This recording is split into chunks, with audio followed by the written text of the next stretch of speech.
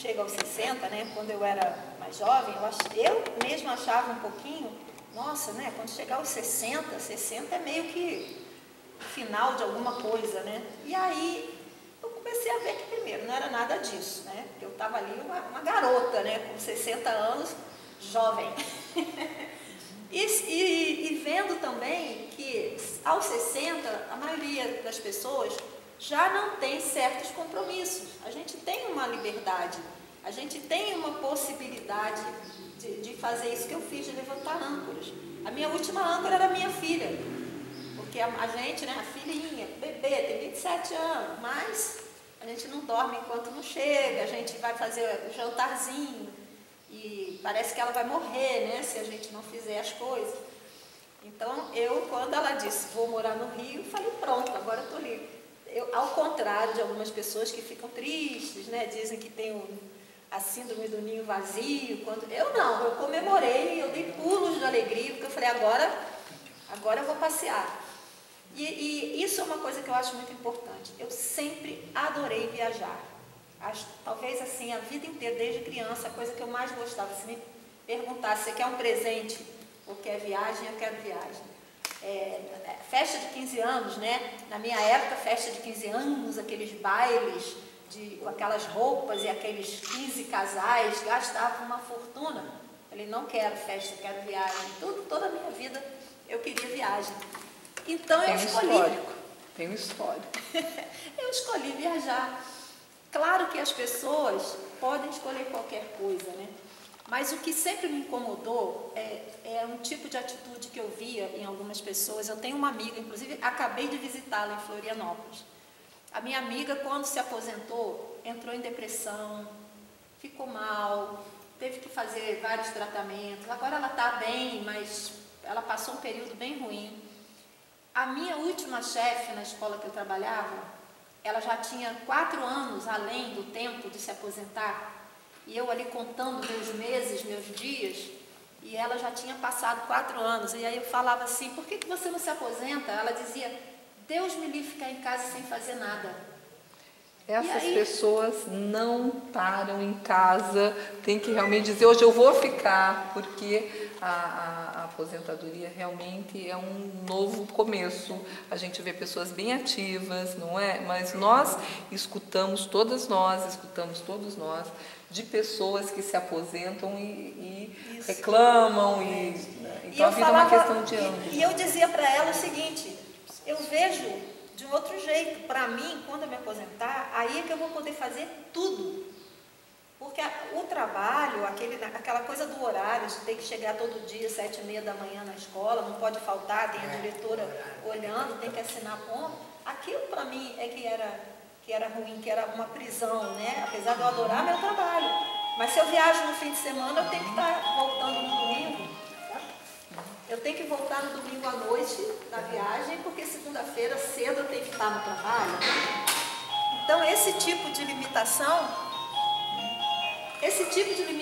é que eu via a possibilidade de não ter mais, a possibilidade até de ficar em casa sem fazer nada, se fosse o que eu queria, né?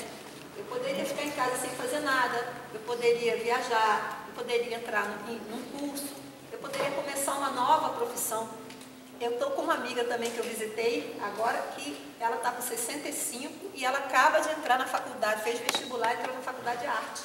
Porque ela já é aposentada, ela é economista, se aposentou, já tem alguns 3 ou 4 anos, mas aí ela não queria ficar em casa sem fazer nada. O que ela foi buscar?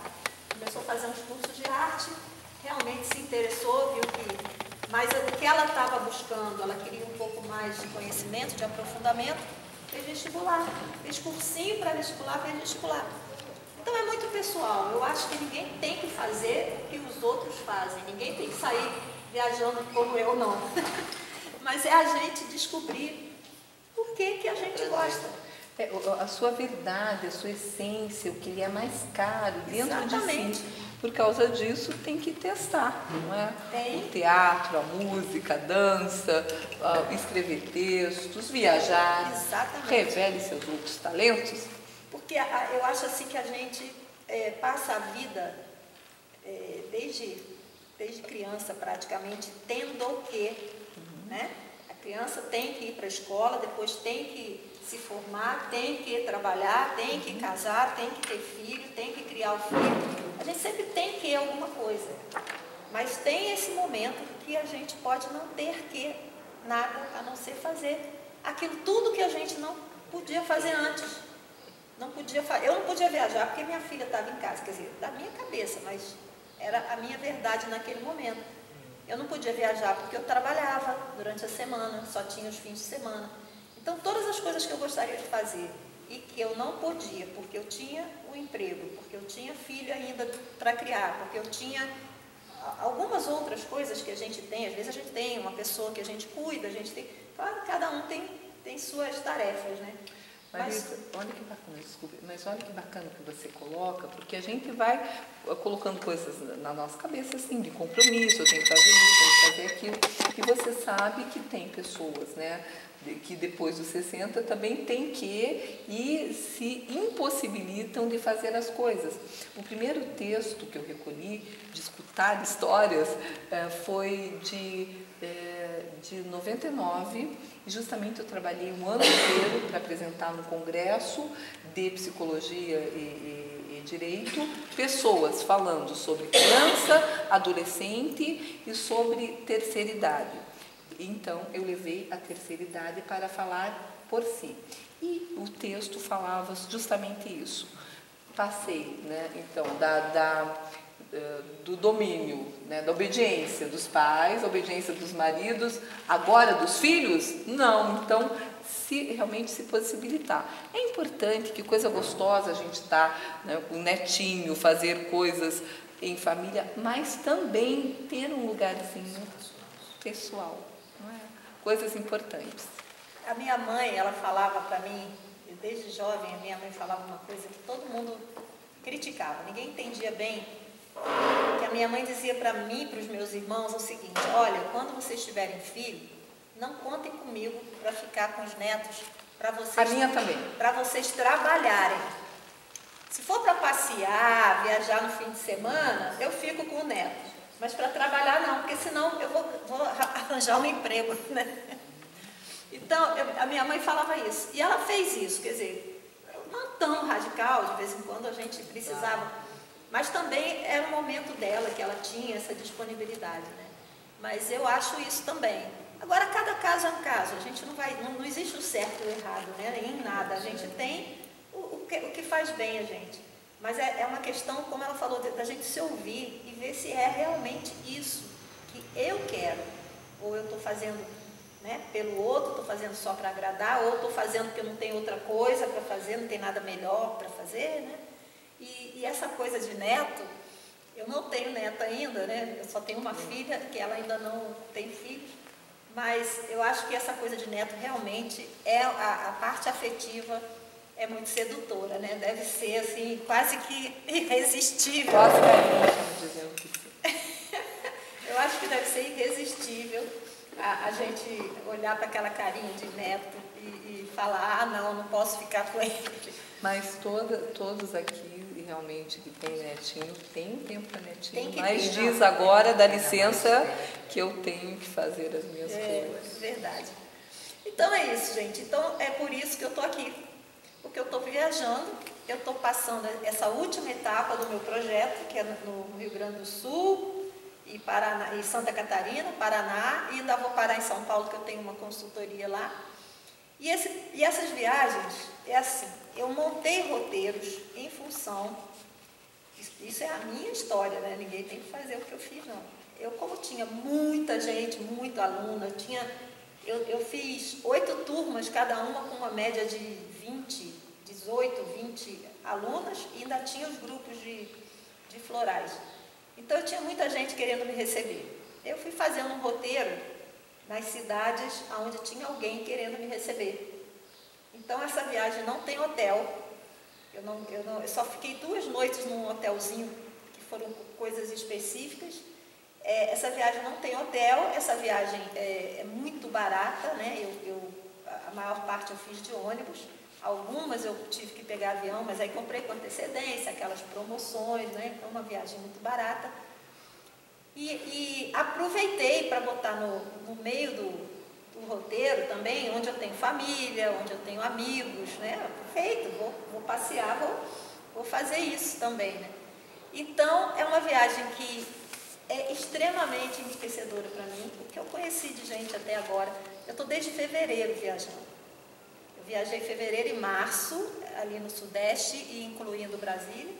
Aí descansei o mês de abril, fiz maio e junho no Nordeste, descansei julho e agora agosto e setembro aqui no Sul.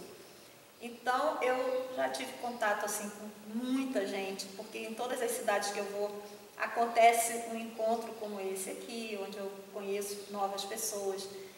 Nas casas que eu me hospedo, eu acabo conhecendo as famílias, os amigos, né? Eu tive um dia dos pais maravilhoso, com o pai de uma pessoa que me hospedou, porque eu tinha ido à casa dele, conhecê-lo, é uma pessoa incrível, e era terça ou quarta, né? E domingo era dia dos pais. Aí ele me convidou, não, eu faço questão que você venha.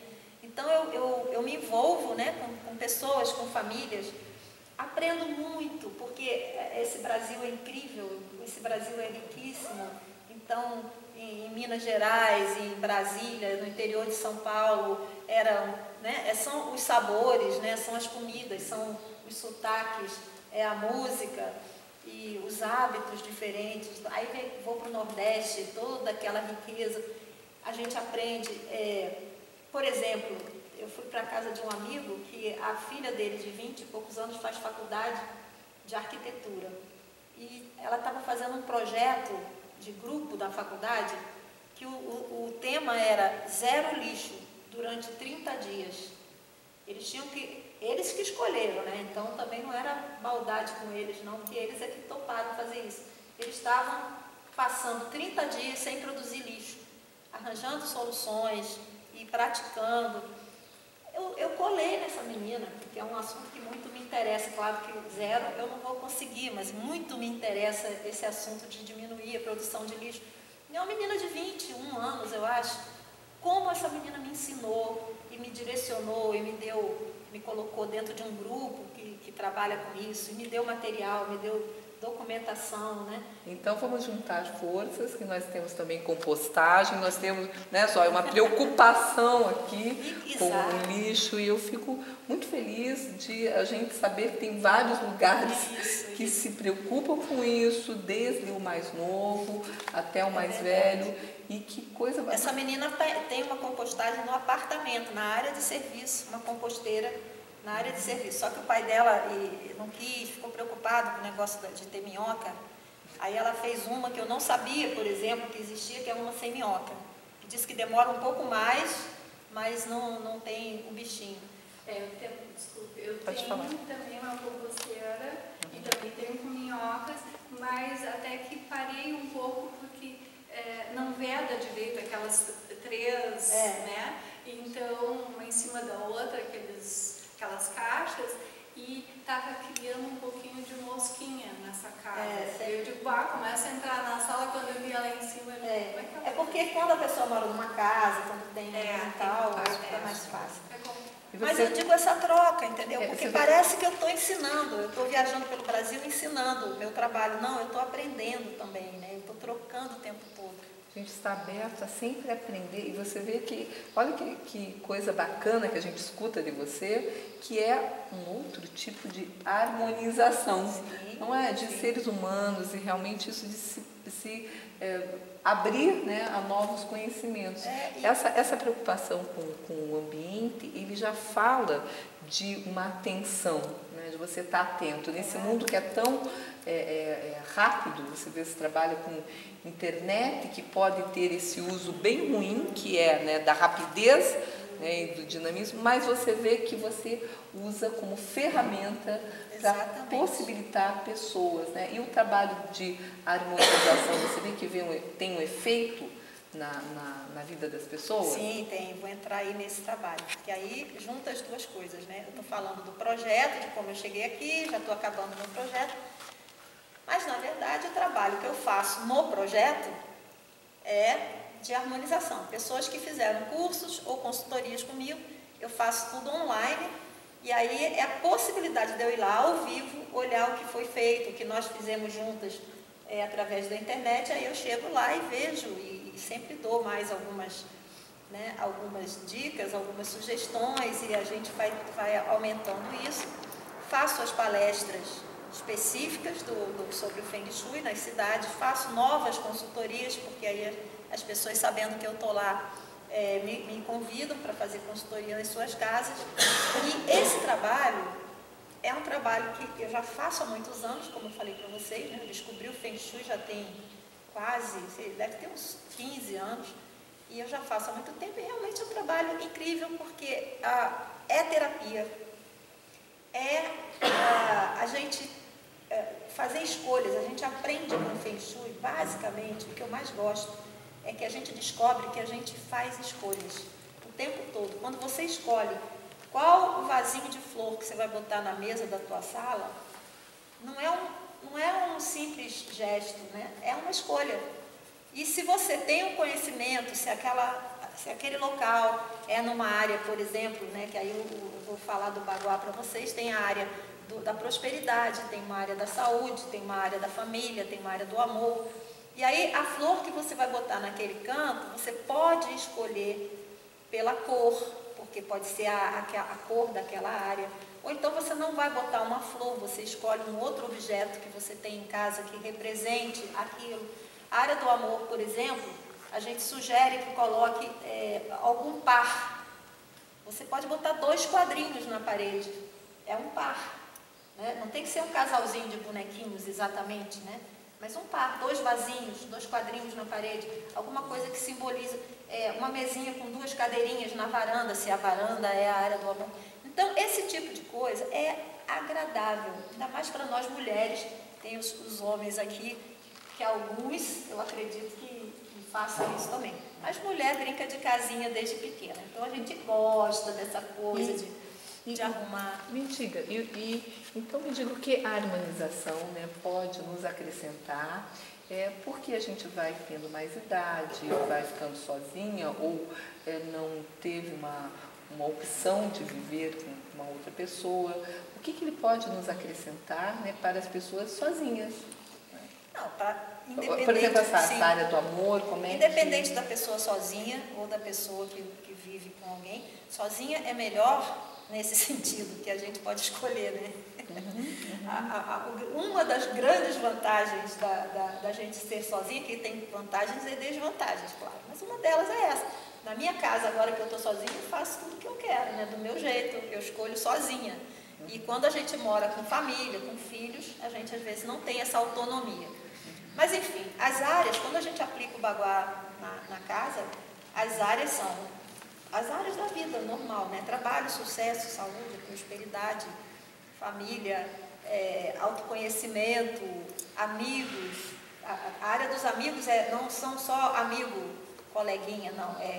Pessoas que ajudam, colaboradores, clientes, gurus, professores, mestres, né? Qualquer pessoa que a gente considera um amigo porque ele nos acrescenta alguma coisa. Então, a gente, às vezes, tem uma área da vida que não está legal, que não está fluindo, que não está acontecendo. A gente investe naquilo, mas não está dando certo. Às vezes, essa área, quando a gente vai ver a casa da gente, é no banheiro, por exemplo. O banheiro, eles consideram, o Feng Shui considera o ladrão da energia, porque os ralos sugam toda a energia. É importante falar o que a gente entende por energia, né? Para o chinês, a energia é uma coisa concreta. Nós aqui no Ocidente achamos que a energia é um negócio, né, assim, meio do outro mundo, místico, porque é invisível, né? A gente não sabe bem, a gente não entende bem o que é energia. Então tem gente que fala para mim que não acredita muito nesse negócio. Aí eu falo, gente, o verbo não é esse, acreditar não é o caso, né? Porque nós não estamos falando de nada místico, religioso, nós estamos falando de energia mesmo. A energia elétrica é invisível. Ninguém enxerga energia elétrica. Né? Mas ninguém diz para mim que não acredita na energia elétrica. Então, a energia vital é uma energia física que nos mantém vivos. Como é que a gente está vivo? O coração está batendo, o pulmão está funcionando, o sangue circulando. Tem uma energia. Né? A gente não está ligado na tomada. Então, Então tem uma energia que faz isso tudo funcionar. Essa energia é a energia universal, é a energia vital, é a energia da vida que tem em tudo à nossa volta. É a mesma das plantas, é a mesma dos animais, né? É o que faz com que a gente esteja vivo. E a gente troca a energia com o ambiente o tempo todo. A gente está aqui, existe a energia que está fluindo e está passando nos nossos meridianos, aqueles onde o acupunturista bota as agulhinhas, né? É igual o fio que está por dentro da parede, a gente não vê, mas a energia passa por ele para chegar na lâmpada. E a gente tem também energia passando nesses meridianos de acupuntura.